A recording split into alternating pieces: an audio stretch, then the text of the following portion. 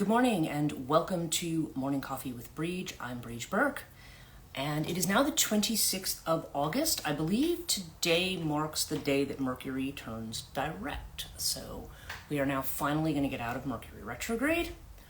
It is a beautiful day. Like I said, you can feel things are kind of gradually getting a little bit warmer again, but they're still not like hot. As you can see, I've still got a sweater on.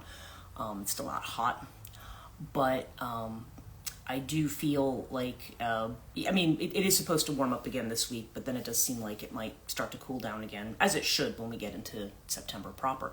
But this is the last week of August, so we are moving steadily into Virgo season. And the topic I have today is interesting.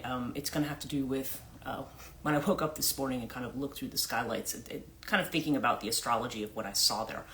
But anyway, before I get into that, I do want to talk about something else quickly, because this was something that came up. And as I've mentioned, if I get certain messages and if my guides or if Azrael or whatever says, talk about this first, then I'm going to talk about it first. Generally speaking, I don't talk about my personal, I talk about my personal stuff in context of experiences I'm trying to explain, but I don't necessarily talk about other stuff that's going on with me.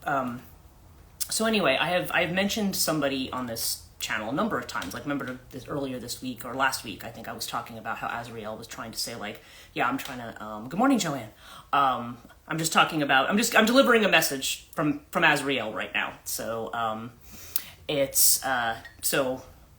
will do that, and then I'm going to get into the topic for today. So just, indulge me for a moment here.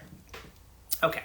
So this is something that, I wasn't, I feel very strange kind of saying it on a live stream, but I also feel like this is not something, I feel like if I emailed something like this to a person, they would be like, okay, like, I don't know what to do with this. So the same person I was talking about last week, who I said Azrael seemed to have a message for them, and kind of that this person, it's funny, when I'm thinking about looking south, I think it could also just be that this person has their head down in their work. My first thought was like, what are you saying? This person's got their head up their ass? But that's not what he was saying. It was more just like, no, this person's busy and buried in their work. And this is a person whose live stream I watch regularly and whom I communicate with regularly. And this was a person who was pointed out to me by my guides, which was interesting. And I talked about this before. So this is something, what I was told was that I need to make a clarification about certain things in my life. Because I think there's something that what I'm getting. Okay, first of all, I've been having some external, chatter around the edges. It's Page of Swords kind of stuff. Chatter around the edges from that people. There's people who, for whatever reason. Good morning, Sudha. The people who, for whatever reason, think I might be involved with this person, which I'm not. But nonetheless, I also feel like this person is not clear on where I'm coming from. I have a feeling because I keep feeling like you two mirror each other. You're very similar. You're both like, okay, well, that's interesting, but I'm not gonna say anything. And especially since this person is British, my experience with British men that I've known is that if they are interested, you would never ever know it. Okay, and and good morning again. You would never ever know that they were interested. Because they just. I remember, again, this is a situation that's over and done with from a long time ago, but I remember there was somebody who I'd met at a conference, and then I met this person again for drinks when I happened to be living there. And it was like, and this person was so closed off when I was with them, and I was just like, oh, okay, whatever. And then I got a text message from them 2 months later, about how absolutely infatuated they were. I was like, what? Really? You would never guess, I guess is my point. British men are not good at showing it on their face if that's what they think. They tend to be very polite but maintain those kinds of boundaries. So anyway, just putting that out there. But the thing that my guides wanted me to make clear this morning, and Sudha, since you joined late, I'm just relaying a message that I got, and then I'm going to move into the topic for today. So basically, what I need to make clear to this person, because I feel assured, even though, again, I don't know, this person hasn't told me that they watch this live stream, but they're like, no, they watch it. So I was like, okay, so if you're watching, number one, the thing that I needed to say was, first of all, if as far as me and my interest, am I interested in you? Yeah. Yeah, 100%. Am I going to message that to you? Probably not, because I've been burned with that too many times where there have been situations like that. And then if I kind of take it to that conversation, the person just shuts down. And again, as I was talking about yesterday, I can follow my own advice, right? Don't let the past determine the future.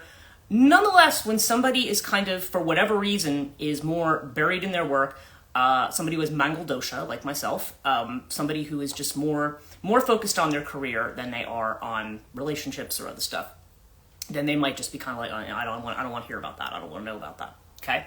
Now that may not be true, but I feel like that's something that has to be said.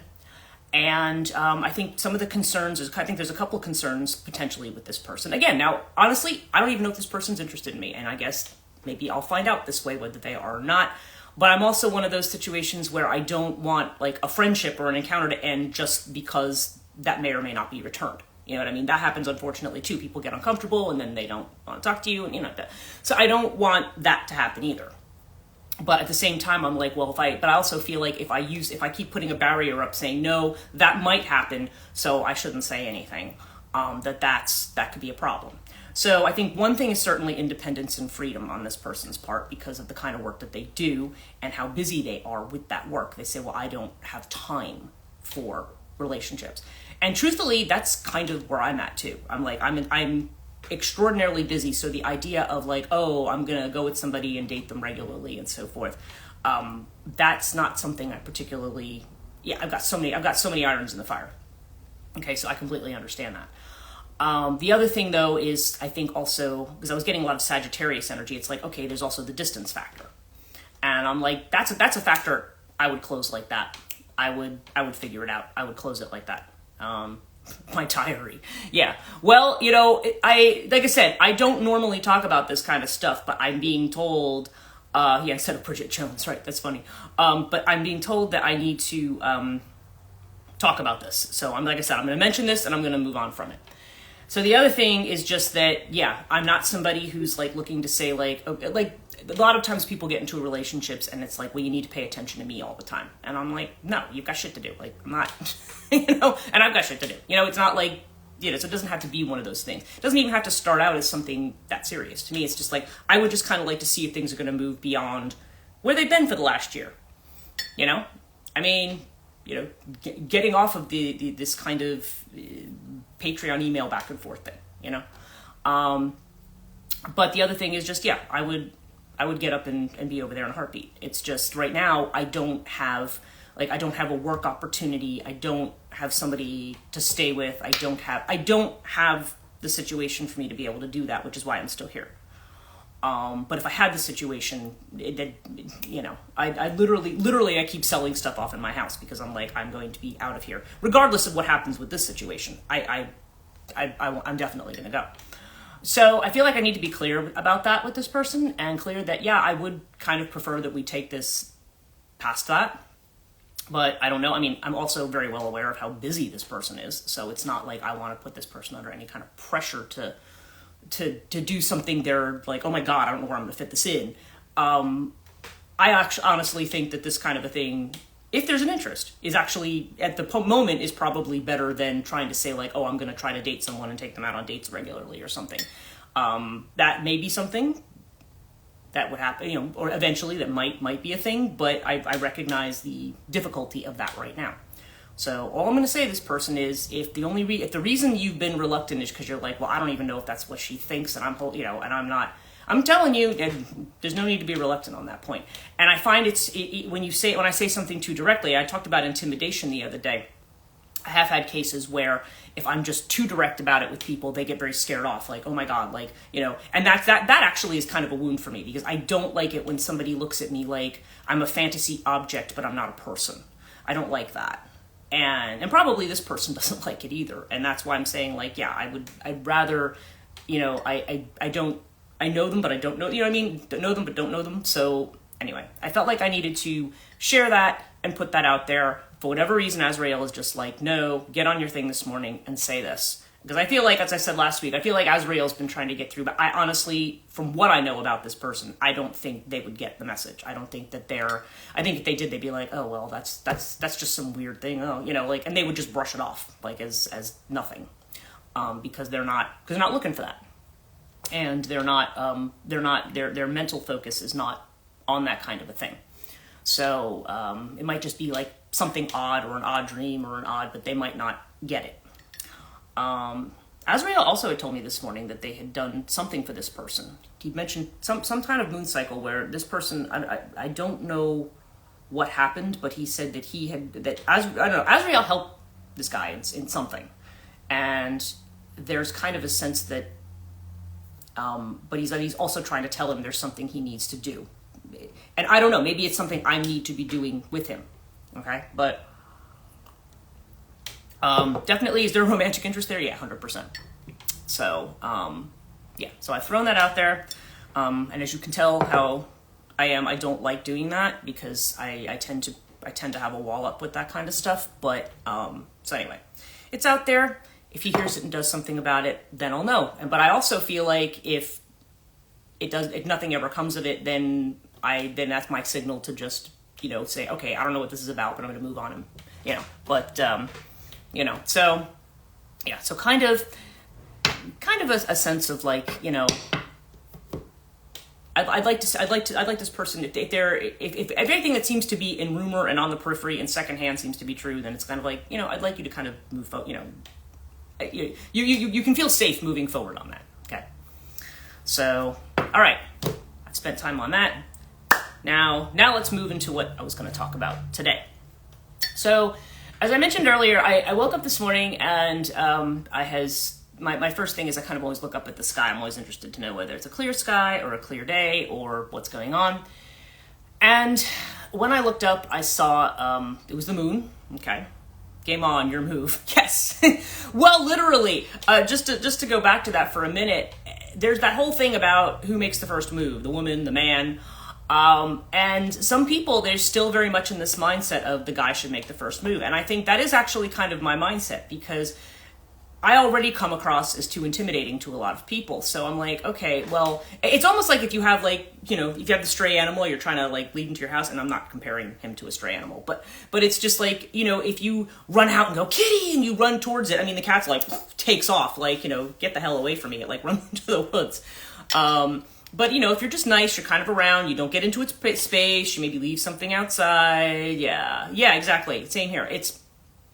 I find like, I'm like, I don't, when that's one of those things I've been burned on so much. And that's one of the areas where I feel like, given everything I've accomplished in my life, that just seems to be the one area that does not, I don't know. Even cases where I've had guys who are like, oh, I'm in love with you, like my ex-husband. Then as soon as we got married, it was like, well, that switch flipped overnight, didn't it? So that's why I was like, there tends to be a little more trauma around that. I tend to be a little more gun shy. And I suspect that my same thing might be the case with him, even though he doesn't talk about it, which, again, I wouldn't expect him to. But I just have this vibe that he's been burned a few times and he's just like, you know what, maybe I'm better off by myself. So I understand that vibe. But I'm like, well, you're not better off by yourself. You're better off by yourself together with somebody. So anyway, or really that wouldn't be by yourself, would it? Okay, so what I saw when I was looking out the window this morning was there was the moon, and of course right now it's kind of I guess it's kind of halfway to to new moon. Kind of it's a half a moon in waning phase, and near it I can see Jupiter and Mars in their conjunction.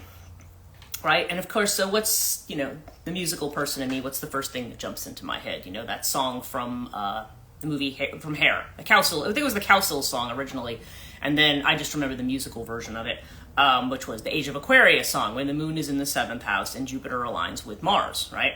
Then that's when you see fog and rain. I'm sorry. Well, you also are in the mountains, so, that could be. There was some random storminess last night, I think, But I saw those two, and so what do they say? When Jupiter aligns with Mars, then peace will guide the planets and love will steer the stars. I'm like, and so I really thought about that. Now, mind you, the moon is not in the 7th house, which would mean the moon would be in Libra, okay? Jupiter aligning with Mars, Jupiter is currently aligned with Mars and is going to be for a few months. And right now it's in Gemini, okay? And now I actually did kind of look that up. I thought, What do oh my god, yes, scared me with a huge bang. Oh, okay. Yeah, so you had them last night. We didn't have storms here, but I know people around me did. So okay, so what is, so when we talk about like I said, Moon in the 7th house, Jupiter and Mars in alignment in Gemini. And I thought about like what does that mean exactly? What does it mean when we say that those two things are in alignment? And what does the age of Aquarius mean? And when did it start? That's where I was going with this. Where did it start? So I actually kind of went and looked it up, and astrologers seem to think that it actually already has started, and that it started around either the end of December 2020, or that it started around the spring equinox in 2021, which would be around the 20th of March. So, and that's interesting because that is the year that I literally, quit my job and just, that was, and started to move into doing something new. So, so interesting, right? But here's the thing. I was thinking about the astrological configurations there. So first of all, let's talk a little bit about Moon in Libra. Because I have a deck, and I'm going to use it today, a Kabbalistic tarot, Tree of Life tarot, with the song in the 70s. Yeah, or late 60s. I mean, it was, I actually did see that musical, by the way. I saw it in the 1990s. It was at the Old Vic in London. And I had gone with one of my classmates at Reading. It was another American girl from Rutgers. We both went to go see it, because she also, she was actually a theater person, so she wanted to go see it. And of course, there's a lot of nudity in that play. And we were sitting up in the balcony, and there's, kids in the front row. And my friend's going, what the hell? There's kids in the front row, and they're taking all their clothes off. But that's part of the play. That's just what it is. I mean, their parents probably should have looked into that a little bit before they took them. That is totally part of the play. And yeah, it's interesting. Okay, but when is the moon in the 7th house? So when's the moon in the 7th house? That's funny, I'm imagining that song. Yeah, literally I see it, and that's the song that jumps into my head too. So, when Moon is in the 7th house, Moon is in Libra, what card is this? This is the Two of Swords. Okay? So what is the Two of Swords? The Two of Swords is actually a stalemate card. It's a truce card. It's a moment of peace, but it's a tense moment of peace. Okay?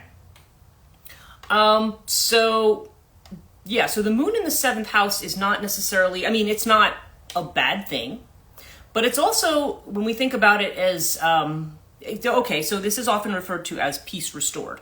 Okay, so you could look at it as peace will guide things. Okay, but that's not progress. Aquarius definitely has to do with progress. It has to do with forward movement, right?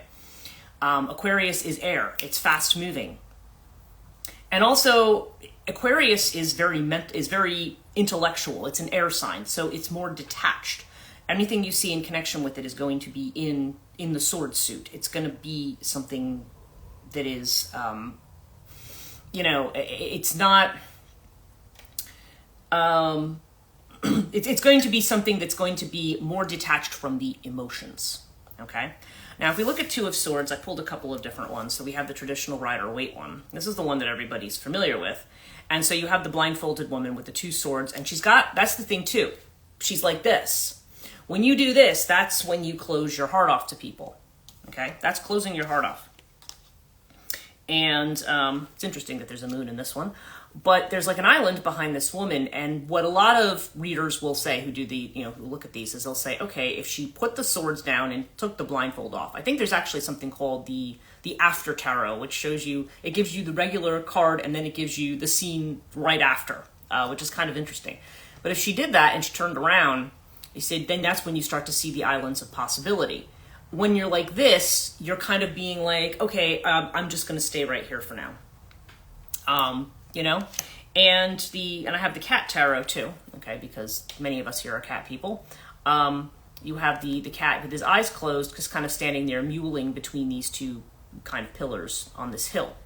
And again, there's this card of indecision. The eyes are not open. We're not really seeing things, or we don't want to see things. We have deliberate tunnel vision because we don't want to disrupt the peace that's here right now. So that's a very tense kind of a piece. By the way, I'm going to mention, just before I move on to the next piece, we did have our intuitive development class last night, which I think went really well. And so that was the first one. And it's, yeah, and self-imposed. You're right, Joanne. That's part of it too. So that went really well, and we are going to be doing another one next week. Next week, I think I'm actually focusing on what auras are and looking at auras and reading auras and things like that. So that's what we're going to move into next week. And people who took the class, I'm actually going to have the handouts, and I actually have the link. Oh, and I also ran the probabilities on the thing that we did at the end. So I will actually share that in an email to everybody who participated in the class. So excellent. So anyway, just throwing that in there. That came into my mind. Okay. So, yeah, so then, okay, so let's think about Jupiter aligning with Mars. Now, that's happened now. So we think, like, Jupiter, that's great. Jupiter's a planet of expansion, and Mars is a planet of action. Now, that is certainly the more positive way to look at that, right? But I said, okay, so what... I don't have all of the planetary correspondences memorized for tarot. There's a lot of them. But I thought, let's look at Jupiter and Mars in Gemini, where they are now. And guess which two cards these are? This is the 8 and the 9 of Swords. Okay. Because Jupiter in Gemini is an expansion of mental energy, right? It's an expansion of mental energy. To the point that we tie ourselves up in knots. Okay. This is the 8 of Swords in the Rider-Waite-Smith deck. And so, yeah, so you have this woman here. Now, as we've noticed, as I've often noted, her feet are not bound. It's just her arms. And I think it was April of Moon and Gemini LLC. She was saying, yeah, she calls it, she had heard of it as tissue paper torture. Like, this person is just, you know, what's binding them up is not something, that'd be like if you were wrapped up in toilet paper. You could just go like this and you can set yourself free, right? But there's this idea of this person tied up and unable to see because of all these swords, because of this expansion of thought. This is actually Jupiter and Gemini energy, okay? Another good representation of this that I've seen is this one, which is the cat. And again, he's stuck under this branch. And he's yowling like, oh my God, I'm in trouble, I'm helped. Another self-imposed. Well, it's self-imposed, but it's also the way in which we respond to our environment. It's the way, because all of us are conditioned to think so much. We have so much thought. And when you have an excess of thought, you know, this is what happens. People always talk about rational thinking and so forth. That's the best way forward with everything. I'm like, yeah, but you can rationally think yourself into this corner, you know? Because this cat, again, it's not like this tree is grown on top of this cat. This cat just can either kick it off or move out of the way and get out from under the branch. Plus, he's a cat. I mean, how many cats can, like, slip into any little place? I'm always amazed, like, you know, you could have a door frame, like, this big, and they somehow manage to get their whole body under it, especially when they're kittens. When they're younger, they just, you know, oh, I get it, because it's me. Okay. Yeah, it's, so that's Jupiter in Gemini. So Mars in Gemini. So look at Mars in Gemini, okay? Mars in Gemini. This card is the 9 of Swords, which is the card of cruelty.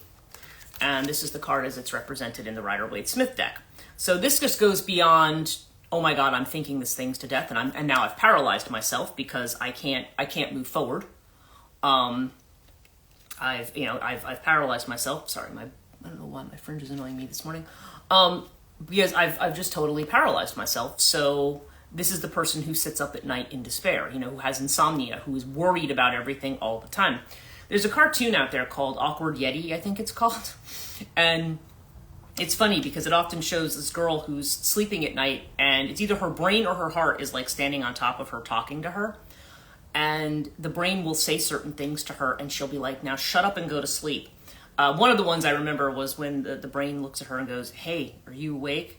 She's like, yes, and I'm trying to sleep. Now go away. And so the brain's like, did you know that every sea in Pacific Ocean is pronounced differently? And then she just lays there and her eyes are just open all night, like, because now she can't stop thinking about that. Now that's not something one you would worry about. But if we think about it, if we have certain things that are unresolved, when we lay there and we start to, the mind just really starts to go.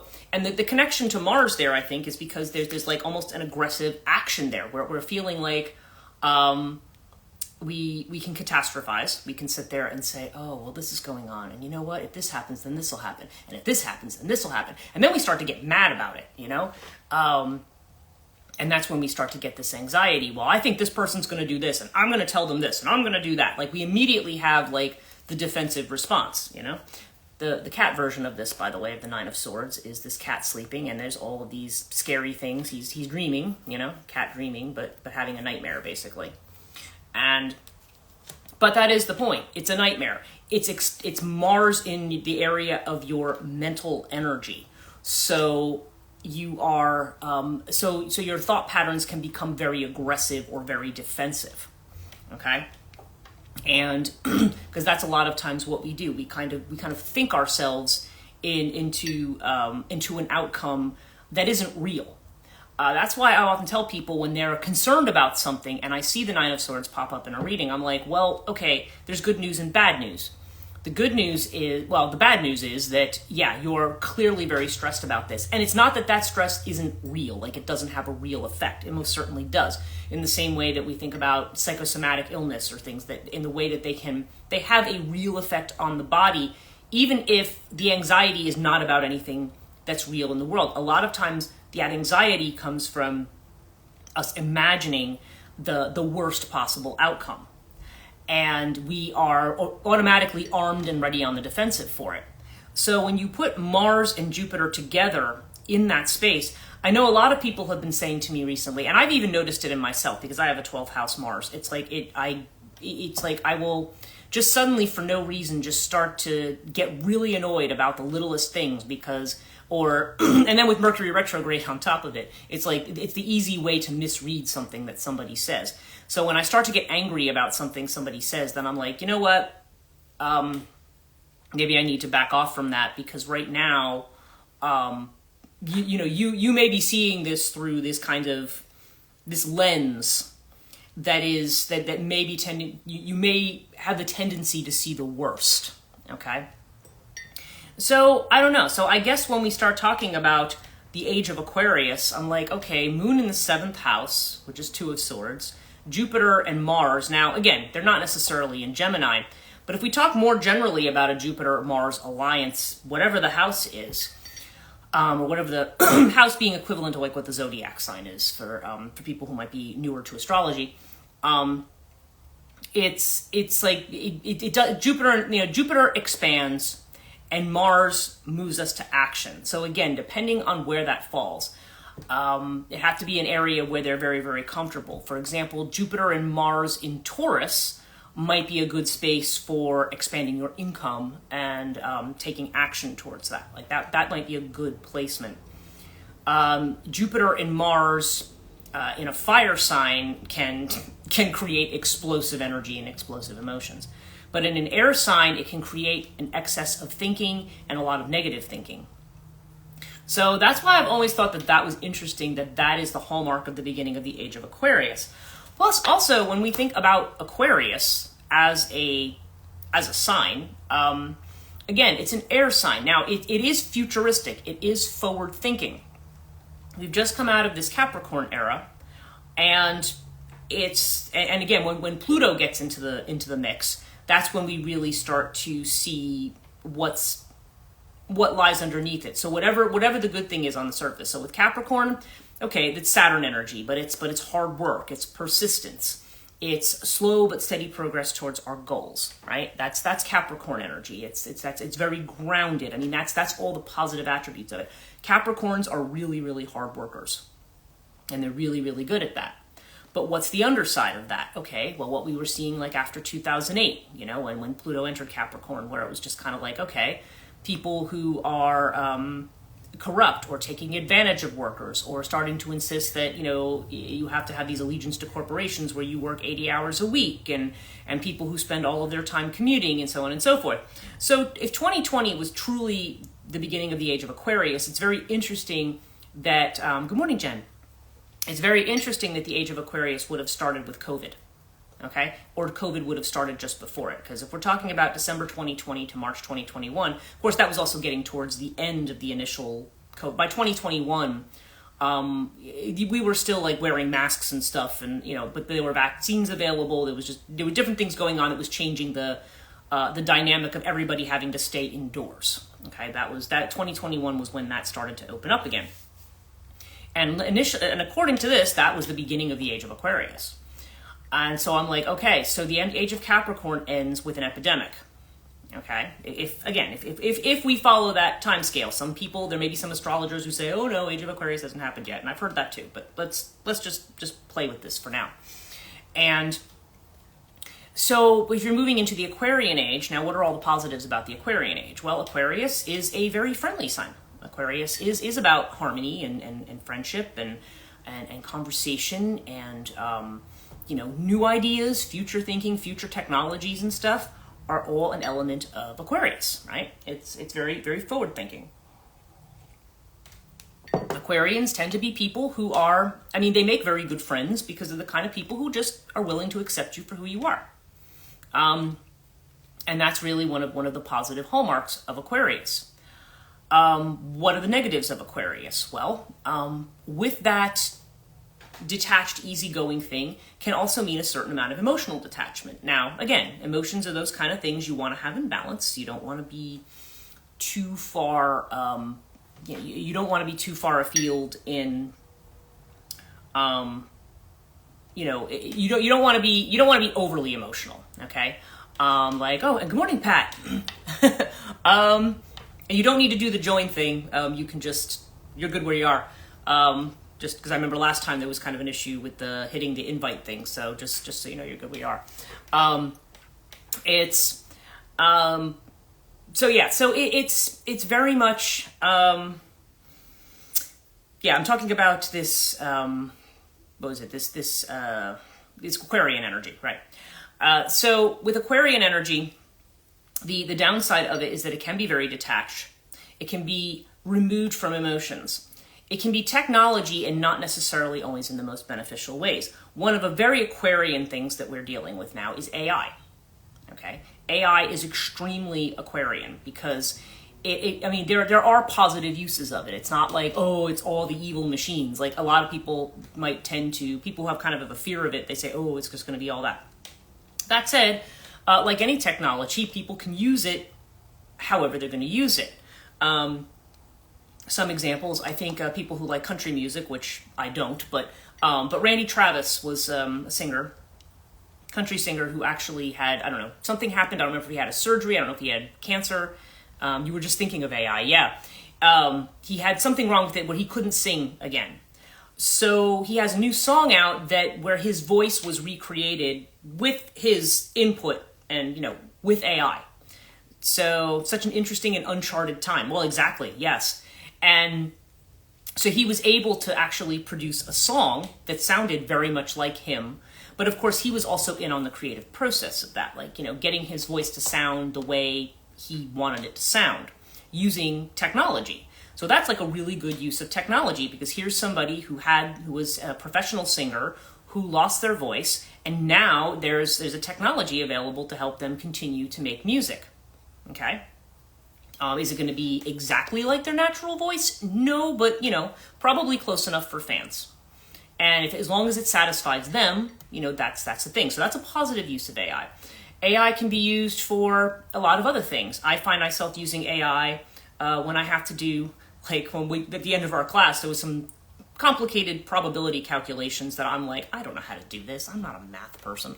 So I went into ChatGPT and said, okay, this is the scenario. We did this, and this. What's the probability with these numbers of this happening? And it said, well, here's the formula, and here's exactly how you do it, and this is exactly what the numbers would be, and this is what the percentage beyond standard deviation would be. And it gave me like the whole breakdown.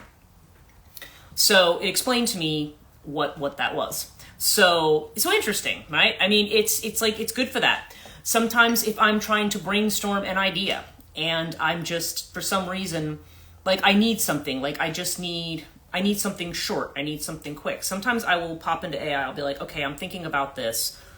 Give me some ideas. And it'll throw, how about this? It'll throw a bunch of ideas at me. Now, do I necessarily use the AI ideas? Most of the time, no.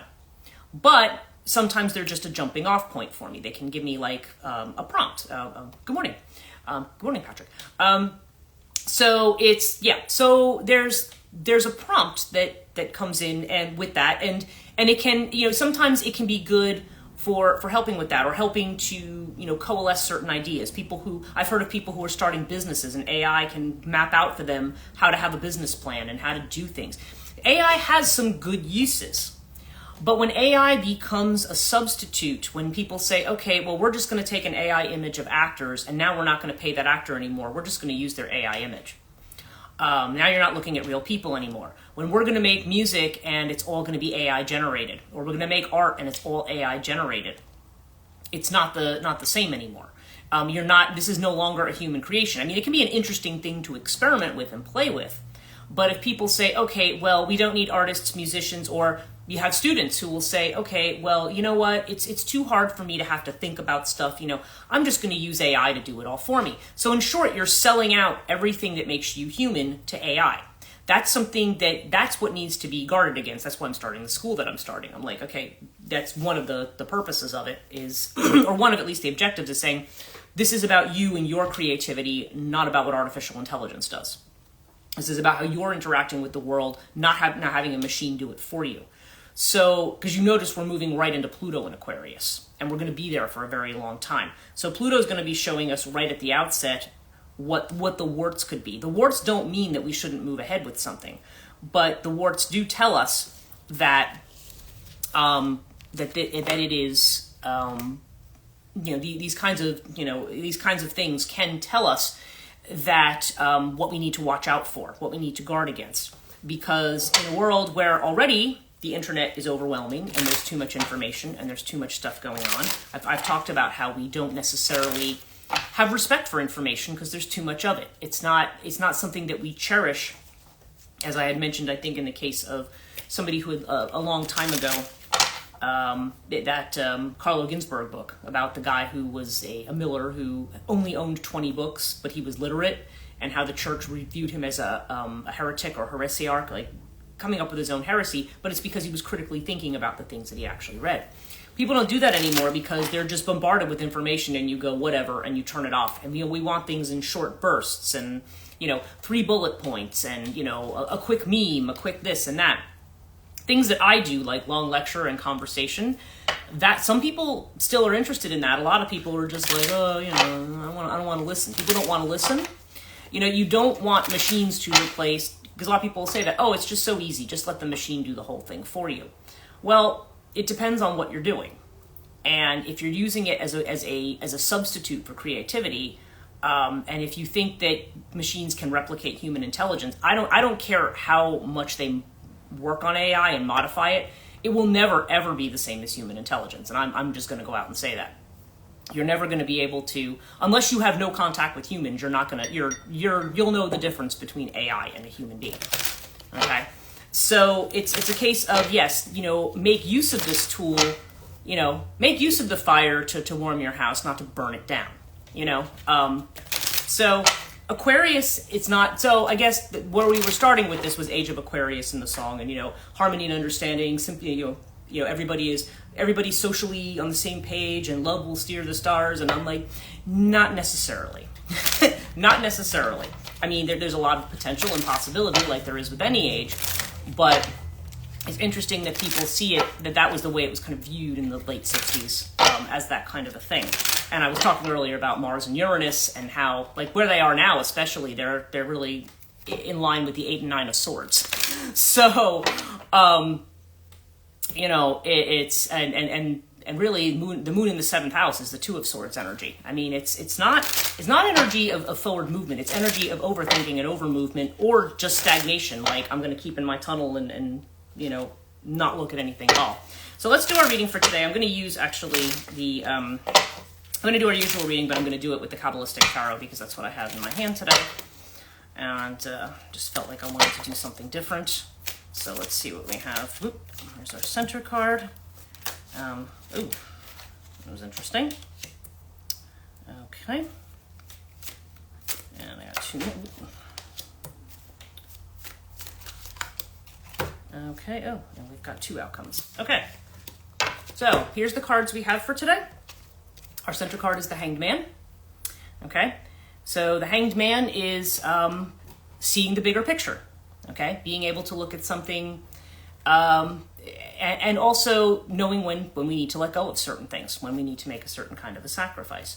Kabbalistically, this is basically this is a Hod connecting with Geburah, basically across the things. So this is Hod has to do with the intellect. Well, actually, it's interesting. There is kind of a. It's not.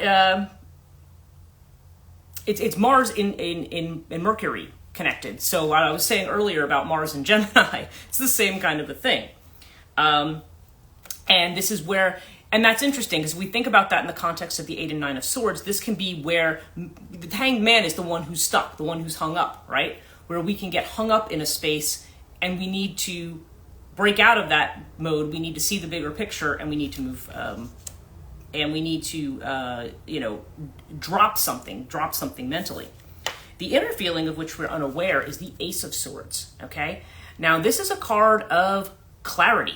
Okay, Ace of Swords is sudden, direct clarity coming in, a sudden message.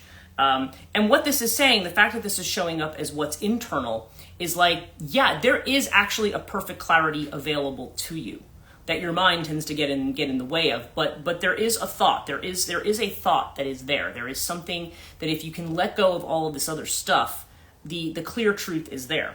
The external feeling of which we are aware. Princess of Wands. Okay, now Princess of Wands, princesses are akin to pages in the tarot. So Page of Wands energy, this is, like I said, this is what they call Earth of Fire. So Earth of Fire, this is about taking ideas and inspiration and excitement about stuff and making it manifest, bringing it down to earth.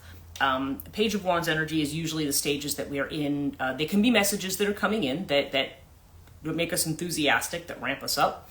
It can also be energy that is that where we are starting to make plans, where we're starting to lay down the groundwork for our movement forward. Like this is this is the idea I have. Here's the plan on paper of how I'm going to manifest it, right? So it's that enthusiasm that we have at the beginning. And please note that both of these are cards of beginning. Aces and pages both represent beginnings, okay? So they're both at the beginning of something. So yeah, Seven of Wands is our next card, which is called the Valor card, actually. And this is Mars in Leo energy. Now, the thing about the Seven of Wands is that there's two ways you can look at it. It can be standing your ground because you know what's right. But it also, if we look at it in the context of the Hanged Man, it can be saying, are you being defensive or trying to fight for the death, to the death for something that maybe you need to let go of. Okay? So Seven of Wands energy is really, I think if there's a standing firm, it's a standing firm in whatever your truth is. Okay? In whatever your truth is.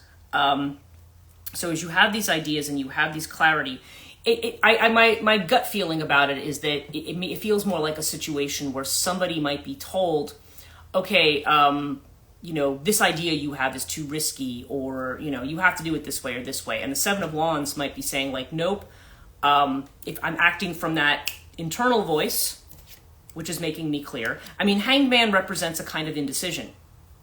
And this may be saying more like, no, the fire energy, move ahead with the thing, because, and defend your ability to do that. Defend your thing. I don't know if you're going to hear. I know the garbage truck is coming outside, so it's their time to come to show up. But anyway, and the last two cards, because I know we're getting to the end of this this morning coffee live stream, we have the King of Cups and the Art of Temperance.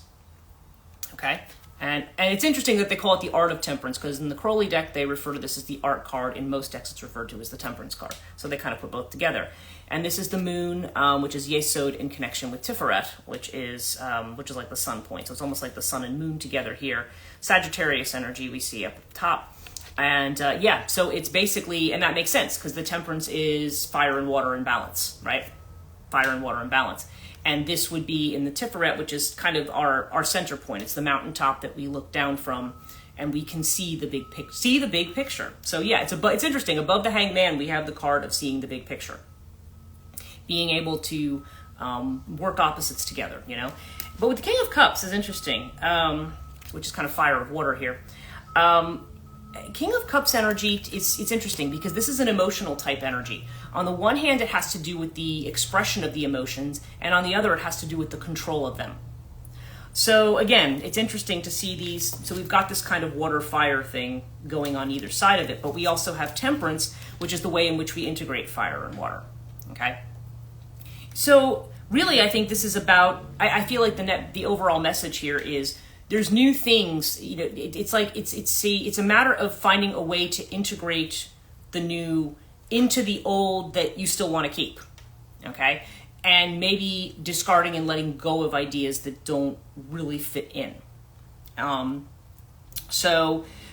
this means there's a sense of needing to be centered or needing to be in balance, not, you know, we can kind of be pulled too much into these spaces where we're too caught up in our emotions about something, or where we're too detached from our emotions about something. So there's this idea of balancing, but I think for a lot of people too, a lot of this should have, I think emotional expression is definitely a piece of that. You know, it's like learning how to express the emotions. By the way, that's a good segue. I'm not going to be doing my Cattonia live stream until 3 o'clock today because Jenny, who's joined me, is going to be popping by today. We're working on a presentation that we're going to be giving at the Mount Olive Library on September the 10th. So just, you know, I'll probably do a little more promotion of that as we get that together. So anybody who is in New Jersey and wants to attend that, we will be doing that. But we're going to be working on that today. But I feel like, you know, it's. Oh yeah, I'm going to be moving, so I'm going to be doing the Cattonia live stream at 3 as a result. And probably the topic of this idea of expression of emotion is going to be part of what I talk about in that live stream. I've got a couple of different things. One is a comment I received on one of my YouTube videos, and the other has to do with some things that have happened in current events, and I'm going to kind of weave those two together. So anyway, thank you guys so much for joining me. I hope you have a great week. I know it's Monday.